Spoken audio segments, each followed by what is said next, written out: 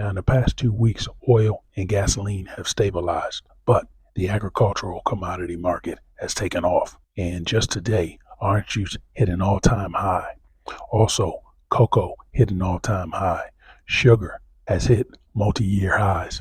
So, folks, you're going to be feeling this when you step your foot in Walmart or step your foot in the grocery store in the coming weeks and months.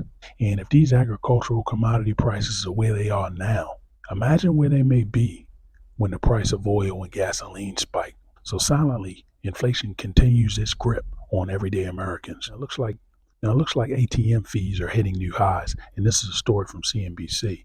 Now, even as overdraft fees and insufficient fees have gone down, ATM fees are now at record levels.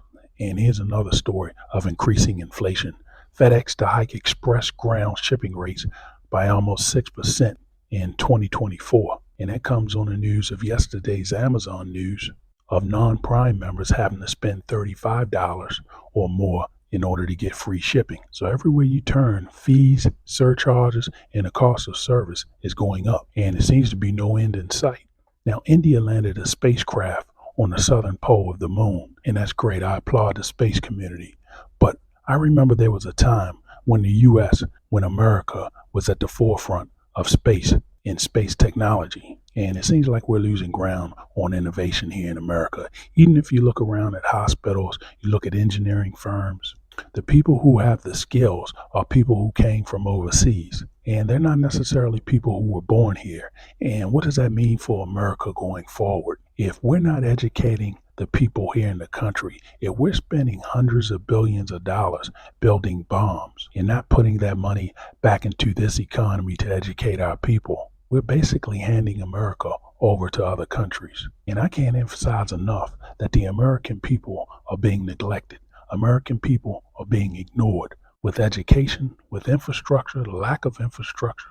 We're in a bad spot. If you just look over the horizon 10, 15 years from now, the average American is not even going to have the skills to cook and care for themselves. And that's sad. Now, I saw this video over the weekend about a skimmer that was in a store. And there's a good bet that the workers in the store knew about the skimmer. And this isn't the first video I've seen of this, but we're at the end of America. When you're seeing the poor steal from the poor, this country's going downhill quick, where you don't know what to trust, who to trust, where to trust. Just using your bank card or using your credit card anywhere, you're taking a chance of being a victim of a crime. And these skimmers are everywhere. They're in convenience stores, they're at gas stations, they're at ATMs. And the occurrence of these videos and crimes continues to ratchet up.